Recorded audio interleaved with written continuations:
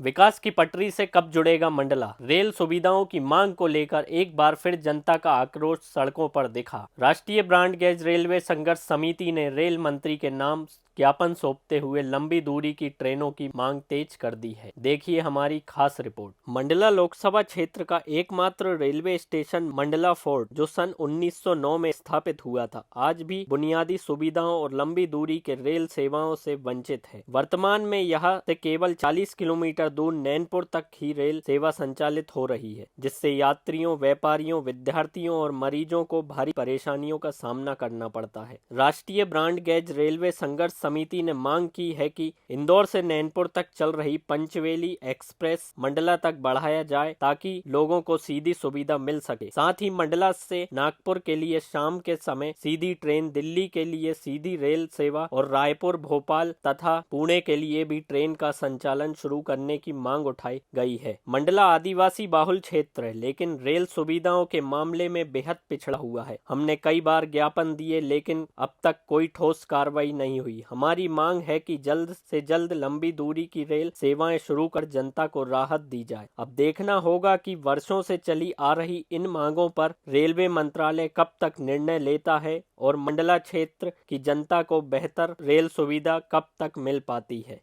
मंडला का रेल की जो मांग है, कई वर्षों की मांग है और रेलवे संघर्ष समिति इन मांगों पर लगातार मुखर होकर बात रख रही है।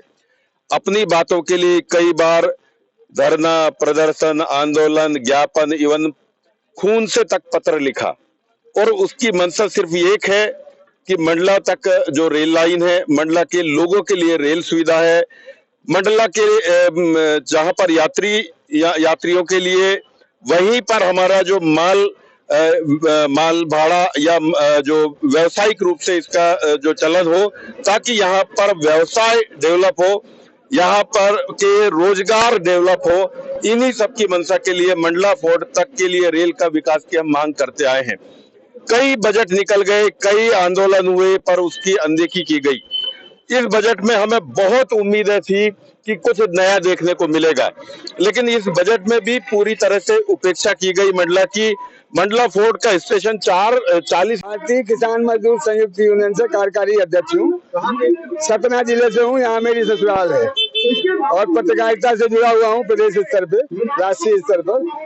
मैं कोरोना के टाइम से रेल संघर्ष मोर्चा का आंदोलन चला रहा हूँ पूरे देश में। जो पैसेंजर गाड़ियां लोगों ने बंद कर रखी हैं और उसके लिए मोदी का सहारा लेते हैं। मोदी निश्चित है रेल बेच रहा है, देश बेच रहा है, लेकिन ये एक बड़ी लड़ाई है। प्रशासन की, रेल प्रशासन की जवाबदारी होती है कि वो अपनी रेल को लाभदायक स्थिति में चलाए और मंडला में ऐसी संभावनाएं हैं। मैंने तो यहाँ रेलों का क्रम देखा, पैसेंजर गाड़ियों का क्रम देखा, मुझे शर्म आई, अफसोस हुआ कि किस तरह के मूर्ख अधिकारी यहाँ पर रेल प्रशासन में बैठे हुए हैं। और उसके लिए मैंने यहाँ पर लोगों से बात की तो मुझे पता चला कि रेल संघर्ष समिति यहाँ कई सालों से आंदोलन कर रही, लेकिन सफलता के नाम पर कुछ नहीं है, क्योंकि सारे लोग बहाना करते हैं कि सांसद के पास जाइए, सांसद कह देगा तो हम कर देंगे। सांसद कौन होता है? सांसद तो हम बनाते हैं।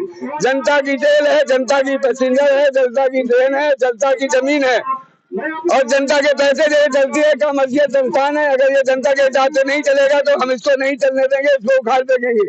और दिल्ली में आपने देखा है, जब सरकार ने कहा कि हम